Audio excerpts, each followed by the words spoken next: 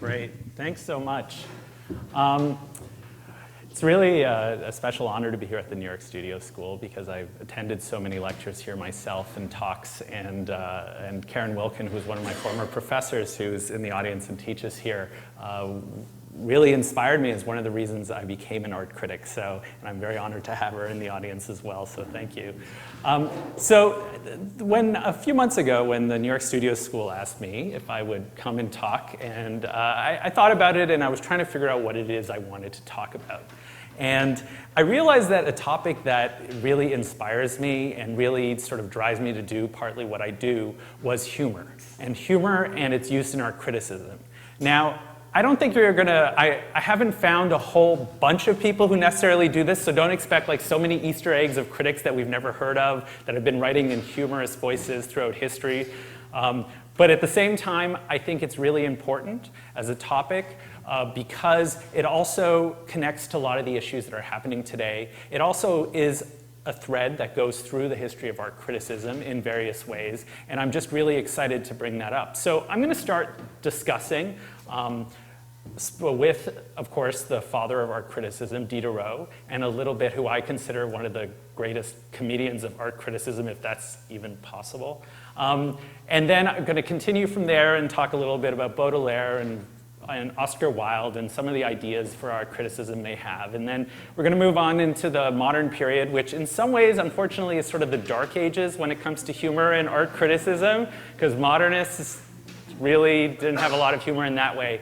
And then we're going to talk a lot about how the interchange between art and art criticism happens, and also the role of performance in that, particularly in the case of someone like Oscar Wilde, but I'll get into that in a little more detail later. And then from there, we'll talk about more the contemporary era and how things in the postmodern era have really changed, and the influence of movements like feminism to really change the sort of the discussion and how that's been working. And then we'll talk a little bit about a couple of contemporary artists that I think use it in an interesting way and explore it in terms of, you know, blurring the boundaries between what is criticism and what is art. And I think that's sort of one of the interesting aspects of what goes on in the art world. So, I mean, this, of course, I'm going to be using a lot more objects because there's not a lot to show, strangely, when it comes to art critics, which is sort of odd, other than a portrait or two. So, you know, of course, this is Richard Jackson. This is kind of a contemporary. This, of course, from the modern era. I mean, do you consider this funny? This is part of the question when we talk about modern. It is, I mean, it's an absurdity. It sort of ties into a lot of the issues involved with humor. And particularly one of the types of humor, incongruity. This certainly ties into that kind of aspect. And of course, the Richard Prince joke painting, which is in itself, well, it's a joke. Ta-da, no.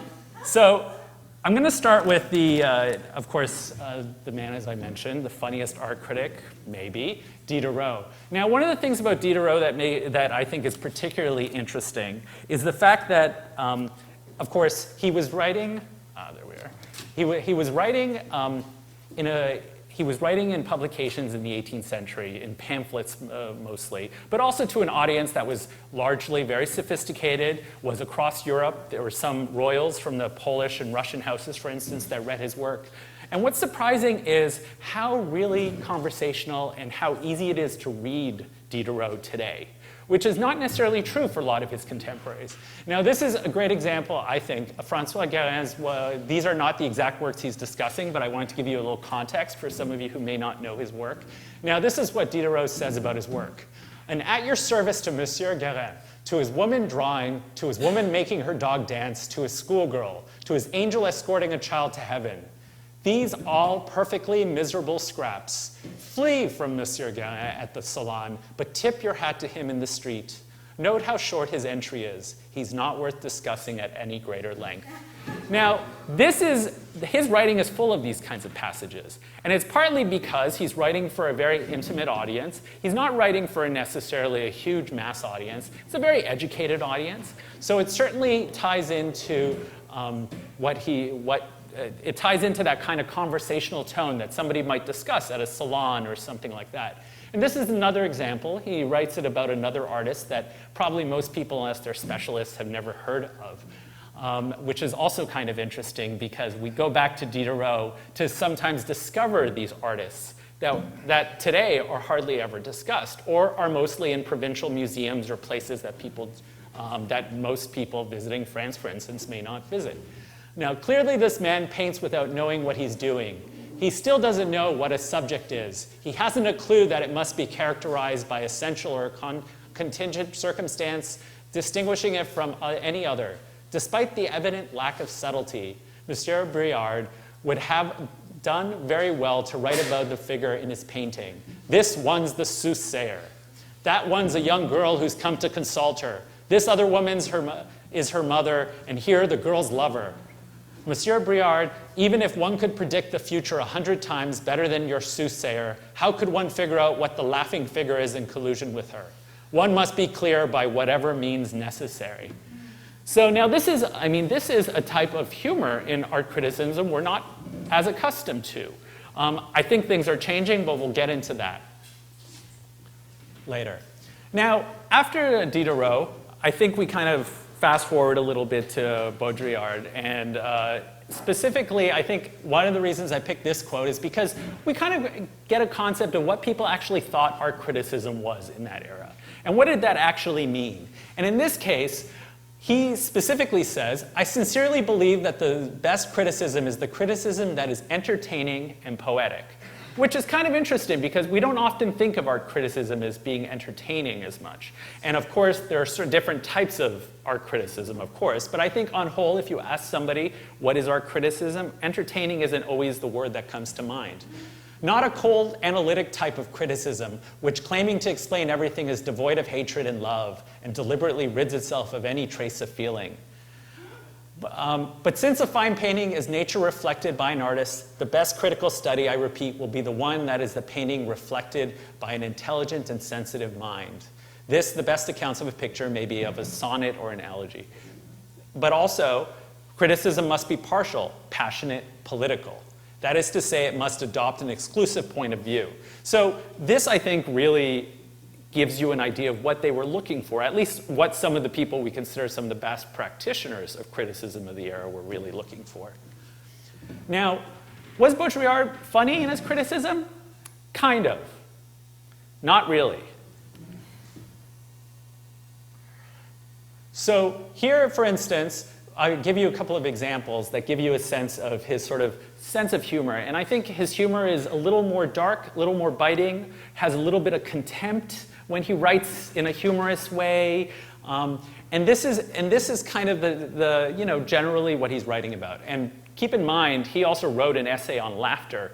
But his essay on laughter, and we'll talk about that in a little bit, is very different from, I think, what we would consider laughter.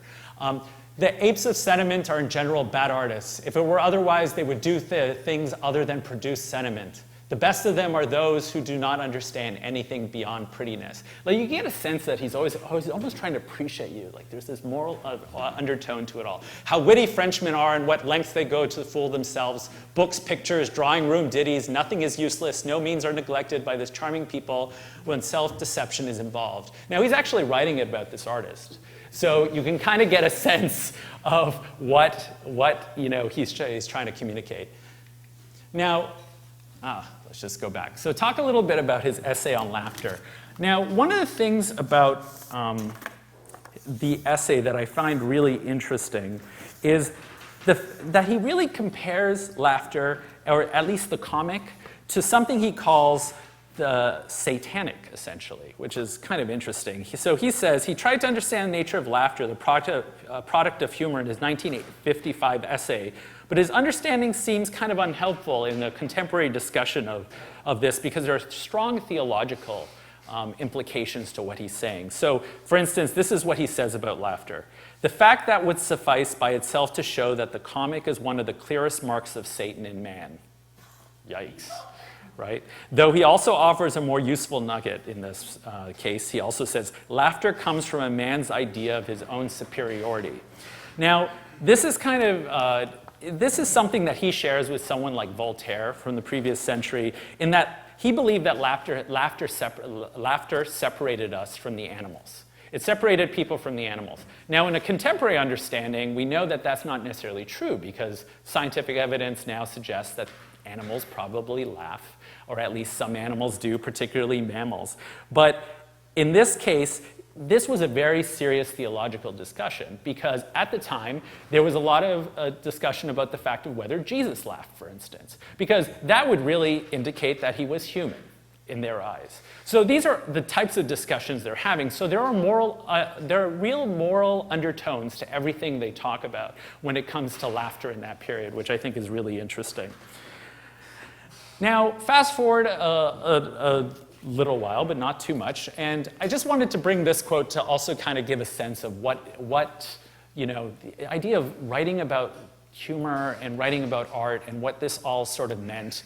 I found this interesting passage in regards to, of course, this famous painting of Manet's Olympia, which, well, I'll read it. Once upon a time, there was a young man called Manet who one fine day bravely exhibited among the rejected paintings a nude woman lunching with some young men dressed in sack suits and capped with Spanish sombreros. Many cried shame, some smiled, others applauded. All noted the name of the audacious fellow who already had something and who promised much more. We find him again this year with 2 dreadful canvases, challenges hurled at the public, mockeries or parodies. How can one tell? Yes, mockeries. What is this odalisque with the yellow stomach? A base model picked up I know not where. Who represents Olympia? What Olympia? A courtesan, no doubt. Now, this also gives you a sense of what people were reacting to. So did they see this as some sort of effrontery, as some sort of joke? Did they understand that? I think to us, that seems a little odd. But this is the type of criticism in the era that painters had to deal with. Now, I will say that from a lot of the criticism I was looking at in that period, there isn't a whole lot of humor. There is certainly a lot more than there was in the early 20th century. But there was it was probably a little more gossipy. That might be the right word for some of the criticism that was being written in some of the newspapers. Now, we fast forward a little, probably just a little bit of time to Oscar Wilde.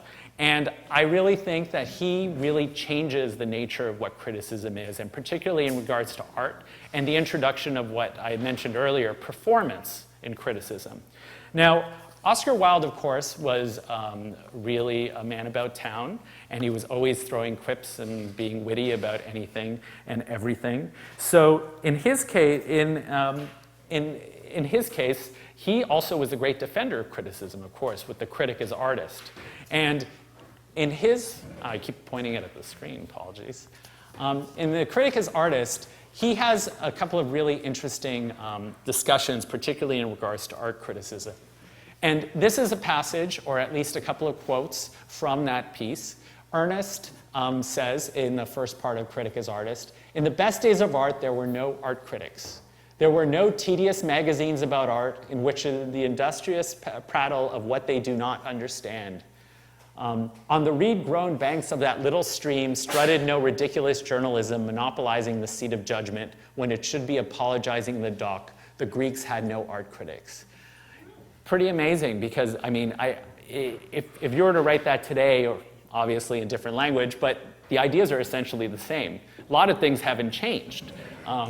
But then he goes on, and the dialogue is really interesting because, of course, as many of you who may have read it, there's a real discussion, a real earnest sort of discussion of what it means to have criticism.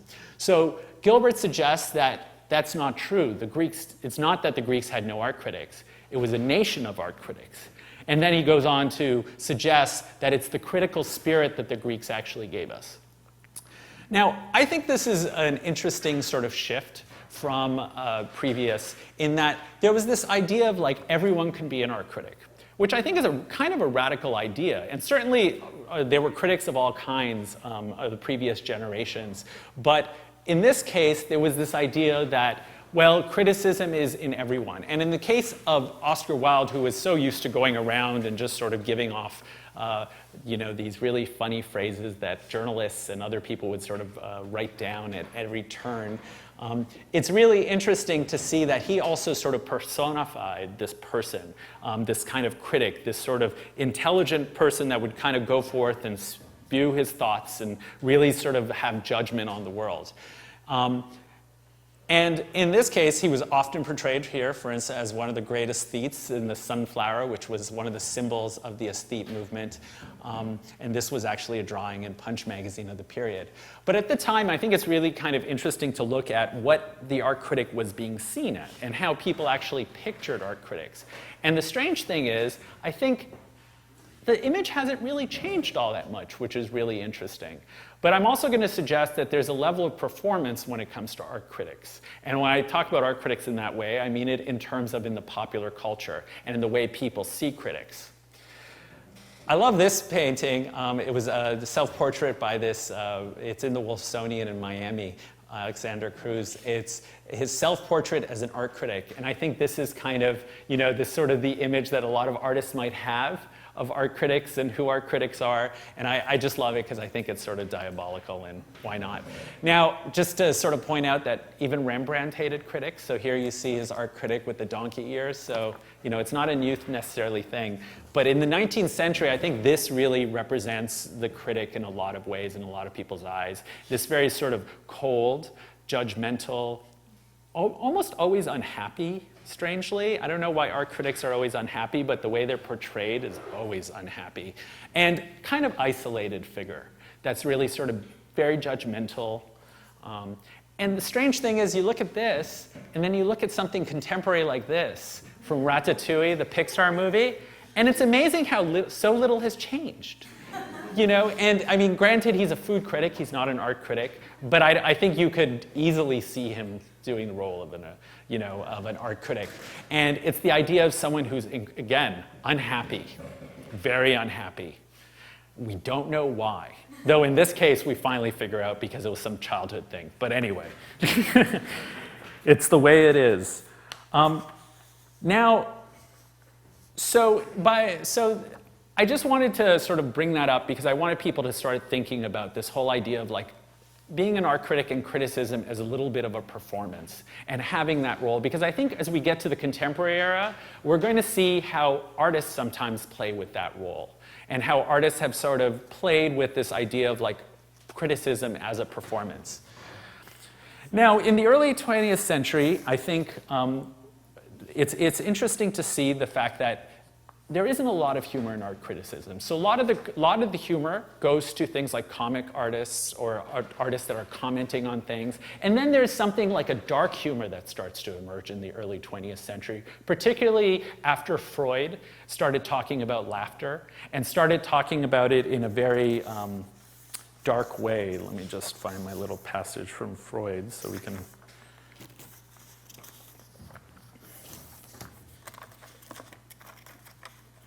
Oh, there we are. So in his Jokes and Their Relation to the Unconscious, he suggests a new thinking about humor. Freud even asked, is the subjects of jokes worth so much trouble? But he quickly responds, there can, I think, be no doubt of it. So, and at that point, I wanted to bring up also, so between surrealism and Dada, now Hugo Ball in that period also talked about, when he's describing Dada, he's saying this, Dadaism, a mask play, a burst of laughter, and behind it, a synthesis of the romantic, dandyistic, and demonistic theories of the 19th century. Burst of laughter, very important, because we're going to see later how feminism takes that issue of laughter and transforms it in a different way. Now, André Breton, on the other hand, he had this very dark concept of humor. And for him, he thought somebody like Goya, Hogarth were definitely funny. But strangely, he also thought Seurat was kind of funny, which I think is kind of interesting, but he calls it hypothetical, which I don't know what that means, to be hypothetically funny. But he actually considered someone like the Mexican artist Jose Guadalupe Posada as the real sort of essence of what humor was for him. And again, as you could see, it's a very kind of dark humor. And here you see a skeleton, the electric skeleton hypnotizing a bunch of other skeletons. So, is this funny? I don't know, but it was for him. And so when they asked him, so he actually calls Posada at the time the first practitioner of genius in the use of humor in visual art. Interesting. But again, no mention of criticism. So I should also mention that Breton's collection of humor is actually black humor. And then when someone asked him why it was black humor, he responded, "Black, that's a way of speaking. Since it was necessary to assign a color, obviously there wasn't a more explicit color because black is somber. And the somber of this humor makes it a thing almost mean itself a friendly and dangerous. It's almost like a sort of dynamite of the spirit, isn't it? And that's why we call it black. Black doesn't have any meaning, but it's a little like the black curtain of anarchy, if you will, things like that." Wow. I mean, it's the other implication of the time with black, and I'll give you a little bit of context for that, there was definitely connotations for color in that period that were being used. Some people have suggested there was sort of a xenophobic aspect to, painting these sort of ideas at a certain color, a certain way. But that's for another topic. So in general, art criticism preferred these serious tones. Now, I think as a point of contrast to see how humor was being used in a different kind of way, I wanted to bring up the Armory show. I don't know if any of you know, but the New York Historical Society is having a big Armory show at 100. Show, if you have a chance, I would definitely check it out. This, of course, is some images from the original Armory show in 1913. But the humor that we were seeing was really mostly in response to the work itself. Now, what's different about this is they really were seen as being very reactionary. So the use of humor in that time, all these people that were making fun of Duchamp's staircase, they're calling it here, instead of nude descending staircase, the rude descending a staircase, rush hour at the subway. I mean, this is the kind of, this is their perception. Here, a woman is asking for information about a sculpture, and the gentleman who's supposed to give her the information is running away. This idea that everybody's doing it, like anybody could be a modern artist, what an awful idea, like, oh my God, these are people who are not going to the academy. It's awful. And in this case, which I think is kind of a little ironic, is this cartoonist is ridiculing cubism, comparing it to a quilt, which is kind of strange because, if anyone sort of studied the modernists, they really were looking at non-artists. They were looking at the insane. They were looking at all these different things that weren't, immediately the subject of art school, and people were learning in art. Now, this is also, this is a particular favorite. Nobody who has been drinking is let to see the show. And then over here you see, he better have Bellevue for next stop after futurist art exhibition, scoffers assert. Of course, many of you may know Bellevue is, of course, the mental hospital. And here is all same thing. After someone has gone to 5 different galleries, he ends up at Bellevue. And so this is really the way they were seeing it. Now, this also, I love this one because this was actually a put down of the Fauvists, where these sort of very effeminate artists are coming to a monkey surrounded by these Matisse paintings to, get some sort of sage advice, which is really tells you. So in this era, we're seeing humor being used as a reactionary tool against modern art, and it's an interesting thing that we see. I'm not 100% sure why there isn't more necessarily humor being used in the writing about this work. I have a theory, but again, I'll get into that a little bit later. Now, we fast forward a little bit more because there isn't a lot of humor that isn't black humor or very dark humor in the period. But there is a little bit of sort of humor. I would consider like Ad Reinhardt from the New York School, somebody who definitely throws humor into his work and does, I mean, is it art criticism?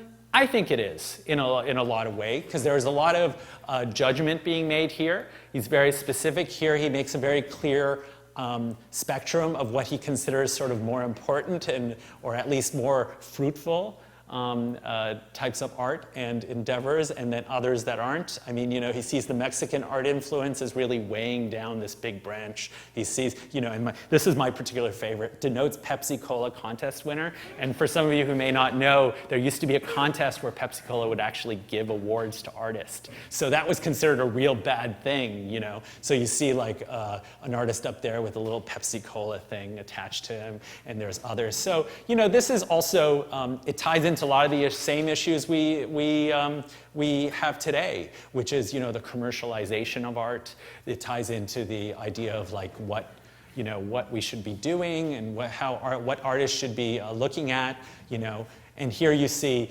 these, of course, you know, the escapists. Pepsi Cola, international business machines, Associated American artists, Lucky Strike. I mean, this was bad. You know, this is not where art should be going. You know, it's very clear. And of course, here's a little description. The art world in a nutshell, a tree of contemporary art from pure abstract paintings on the left to pure illustrative pictures. Yikes, yeah. Illustration, art, there's a clear divide. Now, before the postmodern era, again, the idea of humor being used in art criticism was fairly limited. It's not to say it wasn't being used, but it was certainly limited. But I wanted to bring this quote in because it kind of gives you a sense of, now, what was the role of, for instance, humor in the Fluxus movement? We don't really necessarily think of Fluxus as a humorous movement, but here Christine Stiles mentions, at its best, the humor in Fluxus performance is of an entirely different order, that either the self-satisfied satire, irony, and parody characteristic of modernism, or the self-aggrandizing superiority and cynical pastiche claimed for postmodernism. So she really does sort of situate it between this sort of divide that she sees between these different types of humor. Filled with the marvel of a sense of discovery and release, Fluxus humor escorts freedoms. The freedom to play and goof off, the freedom to value that play as an aesthetic habit, the freedom to abandon reason and aesthetics and to just be. Okay, this is, in the Fluxus movement, this was their idea of what humor was. Now, I wanted to also bring in a little bit of pop because I think Andy Warhol also represents that sort of performance and the critic, the artist, and I think he sort of embodies a little bit of that. Now, why is that? Well, I think he, in many ways, he also embodies a lot of the stereotypes or the performative aspect, and I hate using that word performative, but I just used it, aspect of the art critic in his own persona. This idea of this kind of cold, detached figure who is sort of talking about things judgmentally, but in this kind of very cold way, and I think he sort of brings that a little. And in the case of pop art specifically, because it was incorporating the commercial world and sort of this idea of commerce, I think he sort of embodies a little bit of that sort of performance that we're going to see in some later artists. Now, postmodernism arrives, and it's definitely, I think some of these are a real break with the previous, which is the sort of post-utopianism, where the modernists that loved utopia were now, therefore, not really about utopia in the same way. Utopia didn't feel as easy to attain as it may once did. There was also a big crisis of authority. There were also, you know, issues of multiculturalism started coming in, the multiplicity of voices, this idea that there wasn't one way of seeing things anymore. Feminism started emerging. And I think these really made a huge break. And I think this actually did a lot for the introduction of humor within the field of art criticism and in art in general. So I think one of the examples I wanted to read in regards to this is by Robert Hughes. Now, some of you may know him as an art critic, but some of you may also know that he also wrote a piece in the 80s called the Sohoiad, or The Mask of Art, a satire and heroic couplets drawn from life. I wanted to write a little piece of that. It's from 1984. It was published in the New York Review of Books. I sort of set the stage a little with like a little bit of what he would have seen in that period in Soho. So you see Keith Haring. It's a piece that's actually from the Lower East Side, but we'll pretend it's in Soho. And then also these other like artists that have put up work, and this is the sort of the general feel. So this is from his poem. From Kunsttown and the Bronx graffitiists throng to find, though art is short, reviews are long. Our purblind virtuosi now embrace Keith Boring and Jean-Michel Basket Case. The spray cans hiss, the ghetto blaster shrieks. Above the clamor, Dodo Gruesome speaks. My pa-in-law became a millionaire, from unguents to straighter Negro's hair. A generation later, I have come to bring a new cosmetic to the slum. Ouch. I mean, you know, so, and I think one of the things interesting about this is it also points out that humor can also mask prejudice. And I think it's pretty clear that there's, I mean, I don't think it's going to be a surprise if I mention that when he wrote his obituary for Jean-Michel Basquiat, aka Basket Case, he called it Requiem for a Featherweight. So, you know, this is a case where humor was being used, but it was obviously being used to sort of put down. But I'll tell you, it's actually a really hilarious poem, and I really would suggest you all read it. But it's a different kind of humor that's being used. So now, the other big, I think, change in terms of humor in this period was the rise of feminism. And I think there was something in the period that was discussed a lot that really changed the conversation about humor, and that's this idea of women's laughter being revolutionary. This is actually a poster for an exhibition that was done in the early 80s. As you see, a lot of the names are very well recognized today. But this idea of laughter being somehow really powerful was really something that feminists owned in the period, or they really wanted to own, because there was an attitude towards like feminism being a humorless thing. So here are two quotes that I think kind of give a sense of what it actually meant for feminism in the period. In the 70s and 80s, US feminists briefly discussed the possibility that there is a revolutionary form of laughter that is specific to women. Pointing to Helen Sissu's influential essay, The Laugh of the Medusa, they described a kind of laughter that was not so much funny as it was political. Interesting. So now this is a different take on what laughter could mean. And then this is also, this is actually by Joanna Isaac, who is a member of a group who was a member in that period and actually worked on, with the V Girls, I believe. The crisis of authority and value that is symptomatic of postmodernism has itself in large part been instigated by a feminist deployment of laughter. Never really thought of that sort of correlation. It leveled the playing field for women, and women artists, writers, curators, activists, and cultural and political workers of all kinds began to play in the new authority-free zone. Laughter came to be thought of as a metaphor for transformation, for thinking about cultural change. The revolutionary power of women's laughter does not function like the tendentious joke. This laughter is first and foremost a communal response. The aim is inclusion, not exclusion. So this kind of tells you what the role of laughter they were seeing.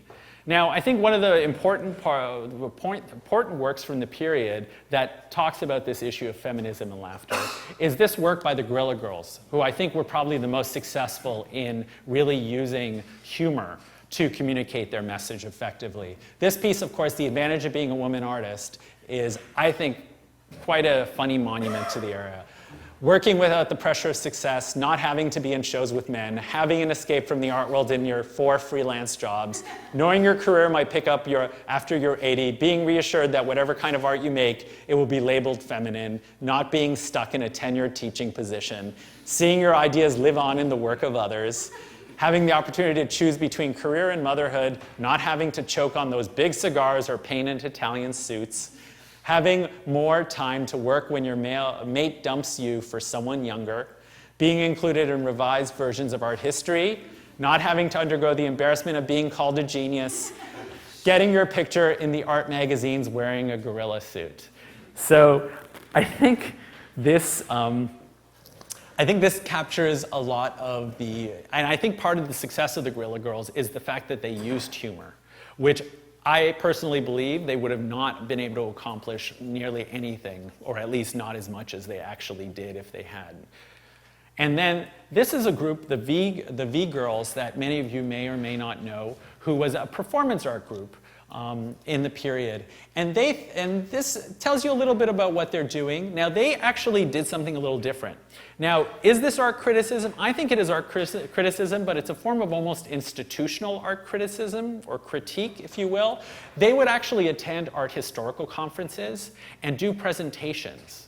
But they would do them in this form of satire and parody in a way that people weren't used to. So they were talking about the issues of art, and they were talking about art, but they were doing it in the form of parody. So at first I thought I might provide some historical information regarding the painting, but on second thoughts I felt that the background of Olympia was probably familiar to most of us, and since our panelists will be interrogating, even if you will, overworking the topic, in a sense, beating it to the ground, I decided to address instead the question, the panel itself, the itself being so compelling.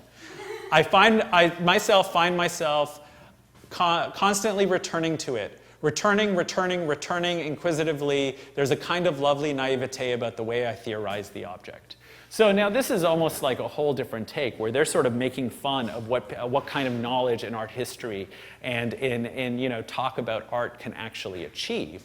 And to give you an idea of some of the papers that they delivered, one of them was Derrida and Derry, Recovering the Balanced Diet in Haida. Another topic they delivered was The Name of the Father, Why Haida Can't Have One, The Representation of Animals and the Animals of Representation. So these were the kinds of topics. Now the interesting thing about the V-Girls is by the early 90s, they had really decided that the notion of parody had been used up. And they decided to sort of move on because they said, okay, there's only so long we can do this, and that's what they did. So Jessica Chalmers, who was a member of the V-Girls, writes, parody offered a place to speak from, though it was not a secure one. Interesting. So they felt an insecurity in using parody and humor in their work. So the question is, why isn't humor used more? And is it being used more today? Now, I do think it's being used more, and I think these are some of the contemporary strategies that are exploring, that artists and critics in different ways are using to explore humor. One of which is the blurring of boundaries, which I think is an important and major part of that. I mean, it's not only a major part of humor in contemporary art and in contemporary criticism, but it's something that certainly goes throughout. The atomization of conversation and work. Now, what does that mean? That means that there isn't necessarily like one way of communicating, and we're all communicating in many ways all the time, constantly. So for instance, a figure like Jerry Saltz, who many of you may know, I mean, he's quite funny on his Facebook page, while his criticism in a New York magazine is certainly not. So there is a real sort of division that's starting to happen in terms of the types of conversations that are happening in different places. Now, quotation, that's something that's being used more and more, and I think that's certainly a symptom of postmodernism, but it's something that we're seeing, and you'll see it in some of the artworks that I show afterwards. And the idea of performance. Performance is showing up again as a powerful tool in terms of using humor. And that's something that's really, oh, and I'm sorry, I forgot one last one. The reaction against a new academy. Now, the idea of the academy is, I think, really important. And thinking of the whole stretch from the 18th century today, one of the things I noticed was a lot of the humor that was being employed in the 18th and 19th century was really anchored in these common ideas and notions that people shared. Because there was an academy, a real academy in that sense, in the 18th and 19th century, there were certain accepted conventions, and people all had the same ground. So to crack a joke was a lot easier than it was probably in the 20th century, because there were certain expectations that everyone had. People knew exactly what to expect. So when you saw that object, when you saw that painting, you knew that what was correct and what was not correct. Humor worked because everyone shared those similar ideas and values. In the early 20th century, there was a certain flux that was going on, where there was no accepted conventions. Anything goes. Humor in a field like that is certainly a lot less stable. There's no stable ground from which to grow the plants of humor. So I think that has definitely changed. Now in the contemporary, some people have often talked about the contemporary sort of MFA programs or the contemporary art world as sort of almost being this sort of pseudo academy or some sort of form of new academy of some sort. I would argue that that definitely sort of plays a role because there is sort of a common, there is certainly a commonality that's emerging in a lot of ways. And I think that definitely sort of contributes to this idea of maybe humor being more effective. Now, the two artists I want to discuss were William Powell Haida and Hennessy Youngman, also known as Jason Musin, because I think both of them sort of have incorporated this idea of criticism into their work. Often, I think in the case of William Powell Haida, he was actually an art critic for a while, and he still does some criticism, but now he's sort of incorporated it into his work in different ways. And I think this one, for instance, this piece from 2009, How the New Museum Committed Suicide with Banality, is a great example of really a form of art criticism, but more institutional critique. And I think this is another thing that you'll see in the contemporary era that's a lot more common, which is the fact that a lot of the humor is being used to really poke fun at the art world, not necessarily the art. So this one, you'll see that it's all a lot of quotations, and it's a lot of little putting the pieces together of all these things. And this piece certainly made a wave, you know, and certainly made a lot of impact when it came out on the front page of the Brooklyn Rail in 2009. And it's about the controversy of the time because as some of you may know, the Greek billionaire Dakis Joan, who is pictured right here, the trustee of the museum, whose collection was actually being shown at the museum. So William Powell Haida really looked at the idea of like, okay, well, how are all these people connected? Now, is this an artwork? Yes, it's an artwork. Is this a piece of criticism? I do think it's a piece of criticism. And that's, again, where the blurring of the boundaries, use of quotation, a lot of those other things that I mentioned are being used. Now, he's also worked, he also criticizes other artists, and I think in this way, it's, you know, it certainly fits a lot more into the realm of art criticism than perhaps the previous work even. But this one is a work he did in the same year called Post-Boom Odds, and of course we were in the throes of the recession, and he was like, you know what, let's make this a game. Who's going to survive the recession? So here he actually puts odds on people. Well, whether people, so like, you know, Ryan McGinnis has a 9-to-1 chance of surviving the recession, you know, and then Terence Coe 25-to-1, you know, and he's sort of like really, he sort of goes at artists and he's like, okay, I'm going to tell you what I really think of you. And I think in some ways this is a much more effective piece of art criticism than probably a lot of other pieces in the era because of the fact that he was able to do that. So, you know, in this case, Jules de Balancourt made insider-outsider art that replaced the missions, schools, metaphysical quackery with vague politics and a formal complexity. We're seeing a little bit of that kind of Diderot vibe going on now, you know, a little bit of that where like this sort of cutting to the chase. He did something similar about critics, actually, for a Triangle benefit that we showed at that time. And you know, he did sort of something similar where it's like visibility to criticality, and he sort of ranked people and he sort of gave them little marks and different things. But I think this is a piece that actually came out very recently that I think is really ties much more into the idea of art criticism, where the critique here was that he started classifying the types of art one would see at an art fair. And the amazing thing about this is the fact that you could probably bring this checklist, and this is only half the drawing, by the way. I just wanted to make sure that you can see the work, so I enlarged only half the drawing. You could probably bring this to an art fair and sort of check off and see how all of these things are there. You know, the monochrome painting, some think paint, a political slogan.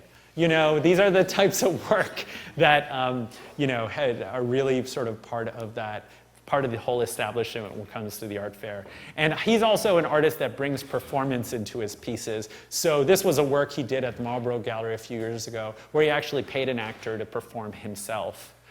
or perform Haida, and Haida wasn't even in town at the time. And sort of this became a whole, and he even had another artist paint the painting, where this idea of performance, where he was trying to critique the gallery itself and what an art show was, he did it using performance. And I think this one, was it a fully successful performance? Well, I don't know about that. It was kind of successful. But I think it sort of ties into this idea of like the role of performance and what it actually plays. So now the next artist I mentioned, Jason Mewson, also known as Hennessy Youngman. I wanted to show his video in its entirety because I think for some of you who may not know his work, which probably not a lot, but some of you might not, I think you'll have a little bit of sense, and then we'll talk a little bit about how these artists are similar.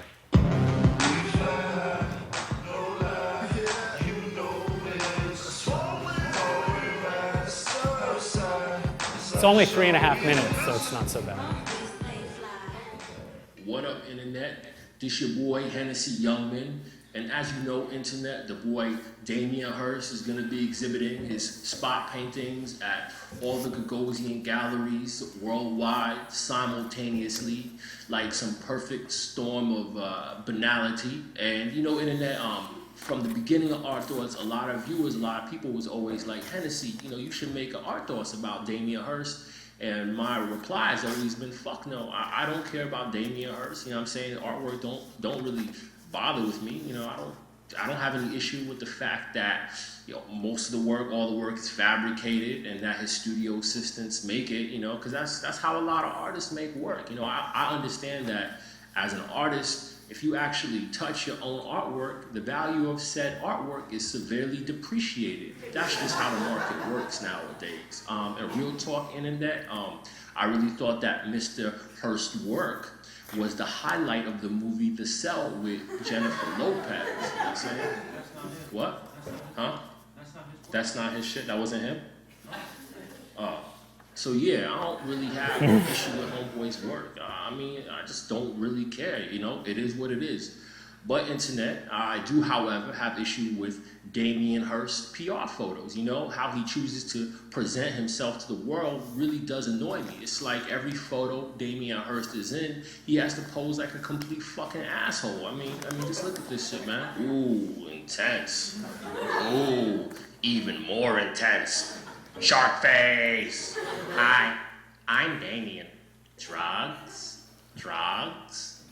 I don't care, Go-Go. I made it. I can lick it if I want. I don't know why an adult artist would want to depict himself in such a puerile, shithead manner. I mean, it could honestly just be drugs. The only man to ooze this level of IROC-Z, Axe body spray level of douchery is the nigga Bono, the humanitarian, you know what I'm saying? I mean, look at this movie. I mean, yo, that's terrible. The two of them even got the same glasses on, Internet. I mean, come on. Don't the British got a word for this? It's twat, right? That's the word, right? I wonder, twat, right? You know, I wonder if Damien Hurst and Bono were a friend. Maybe because Damien Hurst was classified as a YBA, he has an affinity toward Britpop and actually thinks he's a member of Oasis. You know what I'm saying? I mean, look at this album cover. He could be any one of these niggas in this flat right here. He could be the one right on the floor. He likes laying down. But I should calm down to that. All my gibberish is irrelevant anyway, because a man could pose however he likes to pose in a photo when he's rich enough to say this. As an artist, you always make work from what's around you, and you know, money was around me. And then I thought, well, what could I do while this money is here that I wouldn't be able to do? I'm gonna play that for you one more time. As an artist, you always make work from what's around you, and you know, money was around me. Yes, Internet, he just said that money is his medium. I made the whip get naked while I switch gears, bitch, looking at the bracelet. Step up, show me what you all about. Flashbacks to last night of me balling out. So I would argue, no, so good. It's so good. So I asked actually Jason whether he considered that a piece of performance or a piece of art criticism, and you know what? He didn't have an answer. And I think that's a little bit about that blurring of the boundaries, because he says a lot of things there that I think are really effective. I mean, certainly communicated a whole lot of things, and certainly there's a lot about Damien Hurst that I completely agree with him on. So, and I think, but he does it in a very effective manner and in the guise of humor, which certainly certainly one communicates the message much more effectively and sort of expands that. And I think that's sort of a similarity I see with an artist like William Powell, both contemporary New York-based artists, where they really have sort of like revolve their critique around making art, but also being critics at the same time and sort of enjoying that in-between space. Now I wanted to talk a little bit about Hyperallergic just because that's sort of one of the things that people may not know, and something actually I've never talked about publicly before today was just the fact that one of the reasons when we started it was that I really wanted to introduce humor. And humor into art dialogues, because I found like it was definitely not very common. So I wanted to talk about some of the strategies and different things we've used. I actually think this was one of the most successful humor stories we ever did. And it was fairly early. And it was, and the amazing thing about this piece is some of you may have seen the Andy Warhol Memorial by Rob Pruitt that was at Union Square. At the time, and it was actually true. I actually thought it looked like Robert's store. I mean, and I don't know. But then I was like, you know what? This would be a really funny critique of an artwork. Why not? So we created a story around the fact that he admits that the statue was actually Robert's store, who he had a secret crush on. And he created this sculpture. And the amazing thing about it, and this is, I'm just also sharing a little bit about sort of the experimentation we've sort of done with Hyperallergic and what art criticism mean, was the amazing thing was even though we write spoof on the bottom of every post so people know it's a joke, I had people coming up to me telling me that they were like, I had no idea that statue was actually Robert's store. And it was amazing to me that it's just how information sort of gets out there and how when you make something funny, people are really interested in sharing it and doing all those things. We've also done this other kind of series, you know, How to Talk About Art, Cindy Sherman edition, for instance, where we really sort of take artists to task. And even if you love an artist, you know what? Why can't you make fun of them? So this is in the case of Kat Weaver, one of our writers. She really takes on different artists and tries to think of ways you can discuss them in these sort of tongue-in-cheek ways.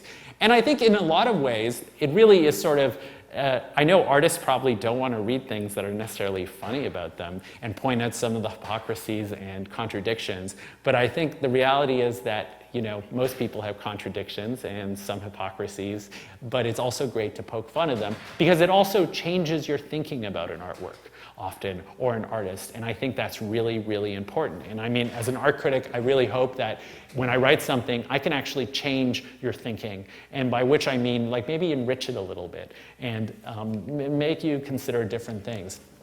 Now, this was a different piece of sort of, I thought it was humorous, but it actually kind of fell flat, so I mean, I guess, you know, it didn't work, but that's all right. It's actually an animated GIF critique that I created for a show of the Tom Sachs opening. I thought it was hilarious and people would get the joke, but strangely, no one thought it was funny. It happens, but it's just the idea is like sometimes jokes work and sometimes jokes don't. But, so I'm showing you my failures, oh well.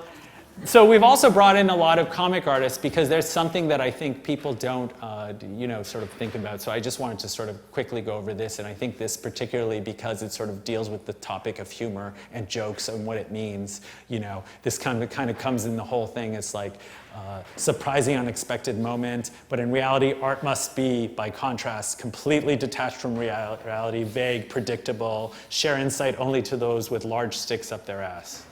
Of course, that was a joke, so I wanted to bring that in. Again, other jokes about making artwork, the overly caffeinated Mondrian. Is it going to change your thinking? Maybe. I get jittery sometimes, so I totally understand that.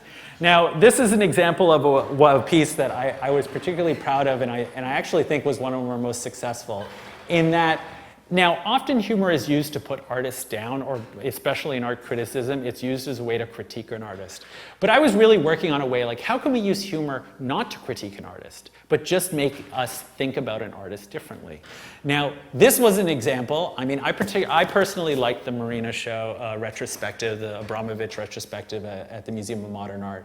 But I thought it definitely brought up a lot of really odd realities of the art world and what was happening in the period. So we created, I don't know how many of you have used Foursquare, but that's it's a location service based here out of New York, where I created this idea that what if there was actually a Foursquare check-in at the chair across from Marina Abramovich?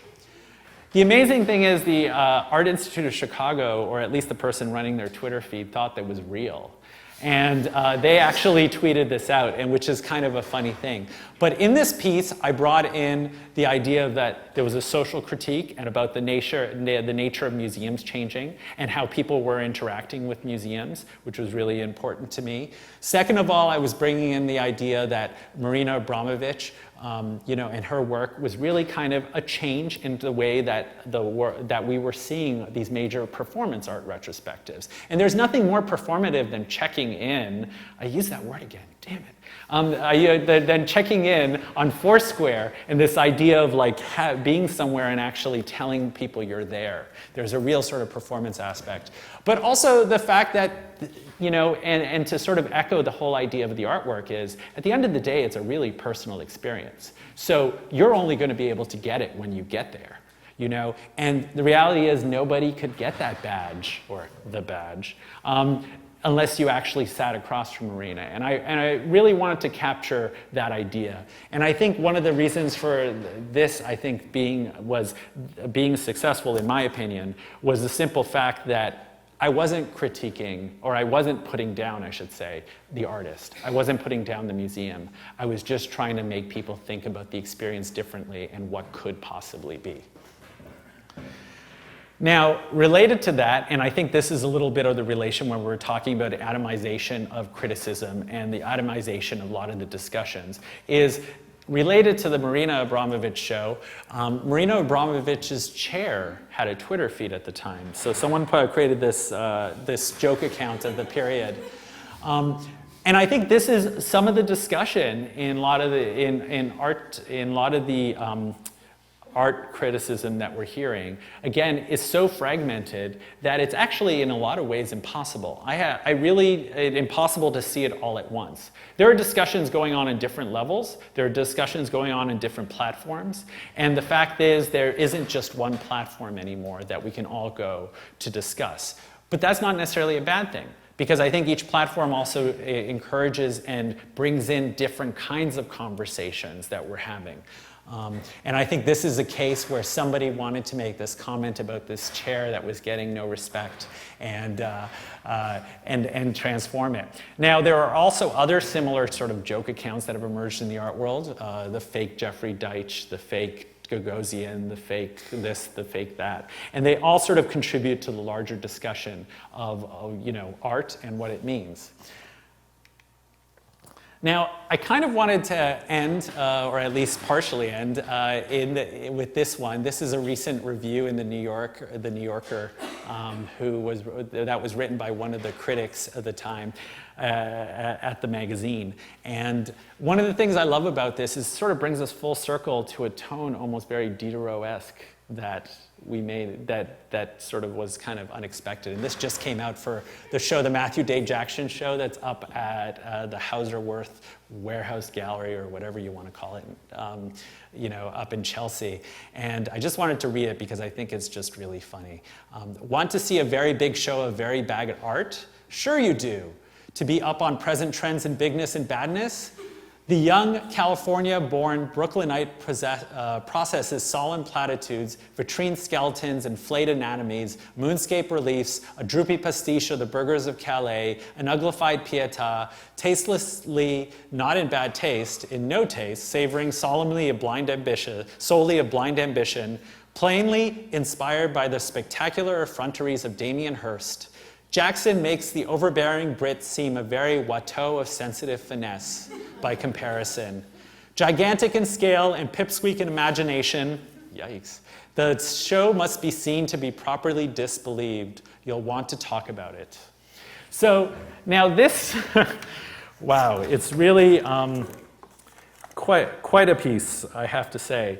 Now, but I think this also captures a little bit of what art criticism, or at least what writing, particularly online, which is what I know really well, has the way it's changed. Now, one of the reasons I think, not only because some of those factors in terms of postmodernism and how it's sort of that fragmentation and how a lot of the discussions, multiplicity of voices, all these things we already talked about, came in to allow humor a little bit of space in the discussion. But I think there's also a big difference in the fact that the way we receive our information has changed. And I think that big change is definitely in the way of sharing and the way we share information. And I think the emphasis of humor is important in that humor really is just a medium to communicate ideas. It's not necessarily an end of itself. So in the case of humor, I think it's definitely changing the nature, because sharing information is no longer a passive endeavor, but a very active one. One that requires that each of us pass something along, like a baton. Humor is easy to share, and it also points to a change in our behaviors as people. Now, some people will be like, well, really? Is sharing really that important? Can you not share? Well, I think this is really interesting. The New York Times found that 73%, and this was a study they recently did, found that 73% of people say they process information more deeply, thoroughly, and thoughtfully when they share it. Interesting. While 68% said they share to give people a better sense of who they are and what they care about. So now there's definitely a social aspect to this. And one of the key factors the Times found to influence sharing is an appeal to their sense of humor. So this tells you a little bit about our behavior and why maybe humor is making a little bit of a resurgence in the field. And it's because of the fact is the way we share information has become very much a part of our identities. Now, we share things, whether they're through email or through Twitter or through Facebook, because not only does it tell the world that maybe this is really funny, but it tells them about them. So now, why should we as art critics really want to have our stuff shared, have our stuff, communicated in that way to other people? Well, I think one doesn't have to be,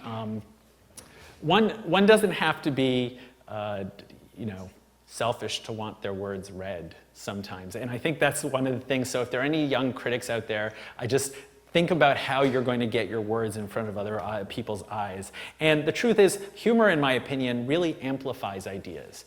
It's not, as I said, an end to itself. So I'm really excited by the use of humor not only in artists, but also in critics. And I hope that critics will use humor in their own works more. Because our roles as critics is not only to discuss the market or artists that have been anointed by the marketplace or something like that, but to discuss ideas. And that broaden and challenge our thinking about the art and how central it is to our culture. Thank you.